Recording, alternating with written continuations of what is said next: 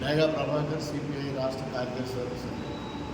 ఈరోజు దళిత హక్కుల పోరాట సమితి ఏలూరు ఏరియా కమ్యూనిస్ట్ పార్టీ ఆధ్వర్యంలో బాబు జగజ్జీవన్ రామ్ గారి 118వ జయంతిని నిర్వహిస్తూ ఉన్నారు.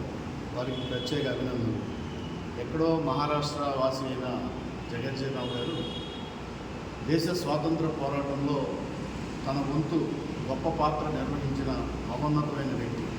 దాంతోపాటు ఆ రోజు బ్రిటిష్ సామ్రాజ్యవాదులు ఈ దేశాల నుంచి వెళ్ళగొట్టడానికి సాగిన పోరాటంలో అగ్రభాగాన్ని నిలబడి బడుగు బలహీన వర్గాల ప్రజలందరినీ కూడా సమీకరించి వాళ్ళందరినీ కూడా ఆ పోరాటంలో మమేకం చేసిన మంచి వ్యక్తి బాబు జగజ్జీవన్ రామ్ గారు.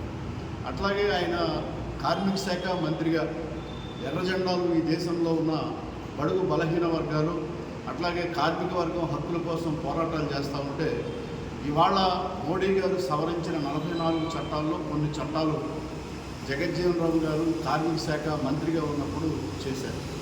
అంటే ఆ తరం ప్రజల పక్షాన నిలబడి వాళ్ళ కష్ట సుఖాలు తెలుసుకొని మంచి చట్టాలను చేస్తే జనం కోసం ఇవాళ పాలించే వాళ్ళు ఆ చట్టాలు పనికిరాని చట్టాలుగా భావించి ఏదైతే కార్పొరేట్ కంపెనీల కనుసన్నల్లో వెలుగుతూ పాలకులు కార్మిక వర్గాన్ని వాళ్ళకు మోకరిల్లేటట్టు చేసే పద్ధతిలో 29 చట్టాలని 4 కోడ్లుగా మార్చారు. అంటే ఆ తరం ప్రజల గురించి ఆలోచిస్తే ఈ తరం ప్రజలను భక్షించడం కోసం ఆలోచిస్తాం. ఆ తరం సామ్రాజ్యవాదానికి వ్యతిరేకంగా పోరాటం చేస్తే ఇవాళ ప్రపంచాన్ని మొత్తం సంక్షోభంలో నెట్టి సామ్రాజ్యవాదులు అమెరికన్ వాళ్ళు అలాగే ఇస్రాయేల్ వీళ్ళందరూ కూడా ఇరాన్ మీద యుద్ధం చేస్తూ ఉంటే కనీసం నోరు పెరిపి తప్పు అని చెప్పగలిగే దమ్ము ధైర్యం కూడా ఈ దేశ ప్రధానమంత్రికి లేకపోవడం సిగ్గుచేటైన విషయం.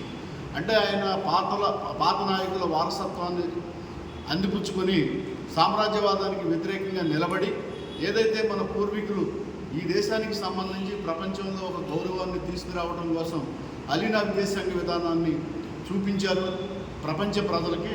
దాన్ని కంటిన్యూ చేయవలసిన అవసరం ఇవాళ ఎంతైనా ఉంది.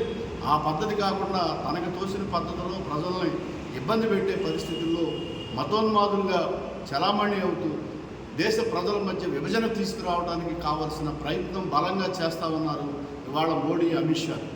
అంటే దీన్ని హర్షించదగ్గ విషయం కాదు.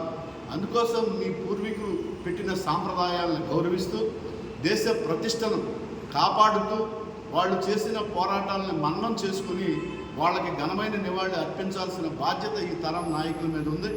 అది మీరు గుర్తుపెట్టుకోవాలని చెప్పేసి కమ్యూనిస్ట్ పార్టీగా మేము డిమాండ్ చేస్తూ ఉన్నాం.